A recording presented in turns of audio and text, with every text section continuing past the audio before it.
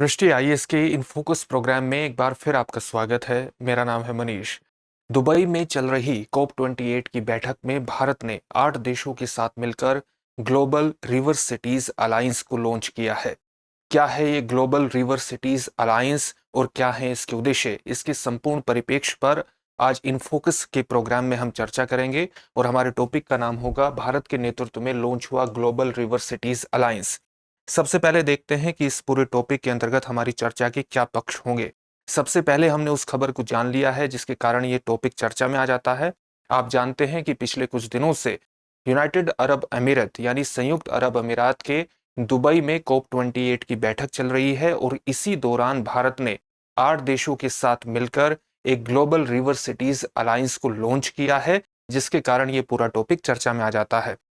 फिर हमारा जो अगला पक्ष होगा वो ये होगा कि वस्तुतः ये ग्लोबल रिवर सिटीज अलायंस क्या है, इसके उद्देश्य क्या है और इसका महत्व क्या है। अंत में आपके लिए एक अभ्यास प्रश्न होगा और इसका उत्तर आपको कमेंट बॉक्स में कमेंट करके देना होगा। ये जो पूरा विषय है ये सामान्य अध्ययन प्रश्न पत्र 2 के अंतर्राष्ट्रीय संगठन खंड से जुड़ता है और साथ ही इसका संबंध प्रश्न पत्र 3 के पर्यावरण खंड से भी स्थापित होता है। तो दोनों पक्षों को ध्यान में रखकर ही आप इस टॉपिक को समझें। सबसे पहले देख लेते हैं ग्लोबल रिवर सिटीज अलायंस है क्या।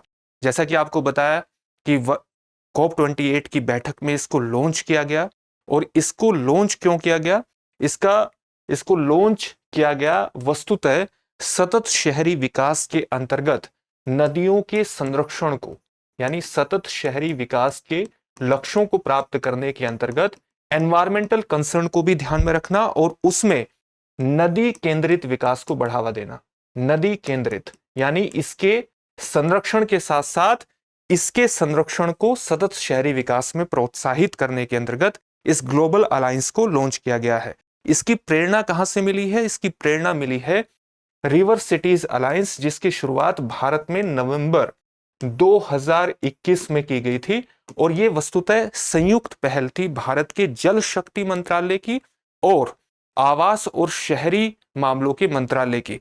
एक संयुक्त पहल थी और इसके अंतर्गत जो 2 संगठन विशेष रूप से महत्वपूर्ण हैं वो है national Mission for Clean Ganga, राष्ट्रीय स्वच्छ गंगा मिशन, और National Institute of Urban affairs, राष्ट्रीय संस्थान जो अर्बन अफेयर्स का यानी शहरी मामलों का जो राष्ट्रीय संस्थान है उसकी विशेष रूप से भूमिका थी। और यही national Mission for Clean Ganga, जिसके नेतृत्व में नमामि गंगे कार्यक्रम चलाया जाता है, और NIUA ये एक सचिवालय के रूप में काम करेंगे इस ग्लोबल अलायंस के।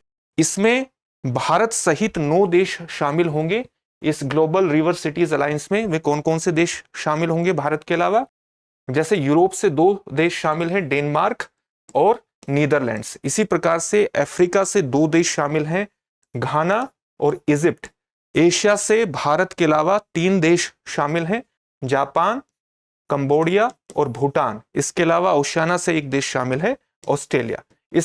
इस प्रकार भारत सहित 9 देशों द्वारा ये पहल की गई है और इसका सचिवालय जैसा आपको बताया National Mission for Clean Ganga और National Institute for Urban Affairs, जिसकी स्थापना National Institute of Urban Affairs के बारे में भी थोड़ा सा आपको जान लेना चाहिए।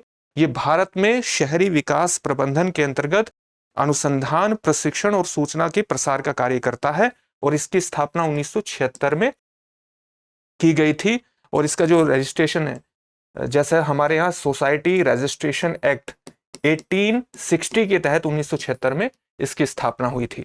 उसी प्रकार से national Mission for Clean Ganga जो है वो राष्ट्रीय गंगा परिषद, जिसकी अध्यक्षता भारत के प्रधानमंत्री करते हैं, उसके नेतृत्व में चलाया जाता है और इसी के नेतृत्व में नमामि गंगे कार्यक्रम भी चलाया जाता है, जो वस्तुतः गंगा के कायाकल्प की, उसके प्रदूषण को दूर करने की और सीवेज ट्रीटमेंट प्लांट को बढ़ावा देने, उसको प्रोत्साहित करने और उसके पुनर्वास की परिकल्पना करता है ताकि गंगा को पूरी तरह से स्वच्छ रखा जा सके। मुख्य परिकल्पना यही यहां पर लॉन्च की गई है। जैसे रिवर सिटी अलायंस की जो स्थापना की गई थी उसमें मुख्य उद्देश्य क्या था कि नदी शहरों को आपस में जोड़ना और सतत शहरी विकास के अंतर्गत नदी केंद्रित सतत शहरी विकास को बढ़ावा देना। ये 2 चीज थी, यानी जो हमारे नदी शहर हैं उनको जोड़ना और उनको जोड़ने के साथ साथ नदी केंद्रित सतत शहरी विकास को बढ़ावा देना। अब इसी परिकल्पना को ग्लोबल स्तर पर ले जाने के लिए ये ग्लोबल अलायंस की स्थापना की गई है। इसके साथ साथ आपको यह भी जानना चाहिए कि जो रिवर सिटीज अलायंस है, इसको भी पहले से ही ग्लोबल बनाने का कार्यक्रम चल रहा था। प्रारंभ में जब इसकी शुरुआत नवंबर 2021 में हुई तो भारत के 30 नदी शहर इससे जुड़े थे और धीरे धीरे भारत के वर्तमान में लगभग 142 नदी शहर इससे जुड़ते चले गए। इसी प्रकार से इसने हाल ही में 8 दिसंबर को एक मिसिसिपी रिवर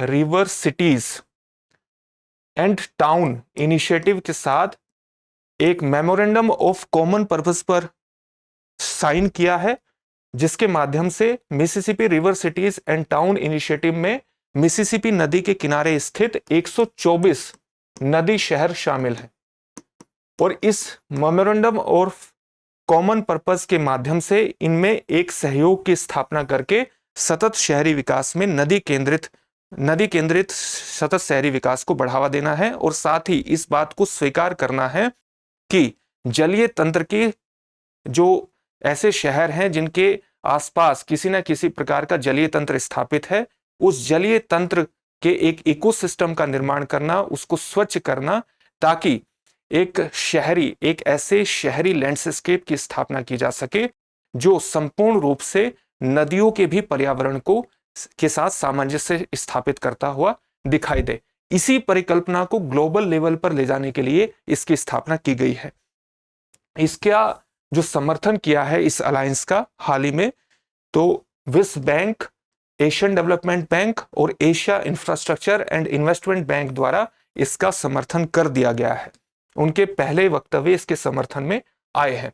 इसका उद्देश्य क्या है? जैसा कि अभी आपको बताया, शहरी नियोजन के अंतर्गत नदियों को मुख्य धारा में लाना, नदियों के विकास को सतत शहरी विकास के अंतर्गत जोड़ना।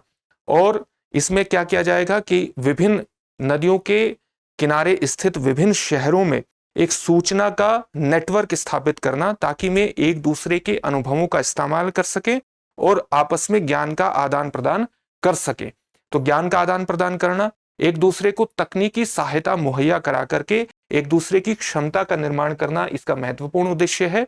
और सदस्य देशों में एक आपसी बातचीत स्थापित करना, इस अलायंस के माध्यम से द्विपक्षीय बातचीत को बढ़ावा देना। और इन तीनों के माध्यम से ही अंतर्राष्ट्रीय स्तर पर एक ऐसा डेडिकेटेड मंच स्थापित करना, समर्पित मंच स्थापित करना, जो संपूर्ण रूप से सतत शहरी विकास के अंतर्गत पर्यावरण, नदियों के प्रबंधन को, उनके संरक्षण को शामिल कर सके, उसको मुख्य धारा में ला सके।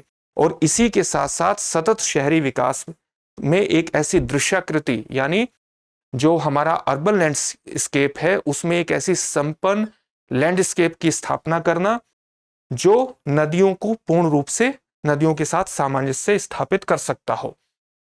इसका महत्व क्या है? अगर हम इसके महत्व को देखें तो नदियों के संरक्षण को पहली बार वैश्विक स्तर पर सतत शहरी विकास से जोड़ने का एक वैश्विक प्रयास किया गया है।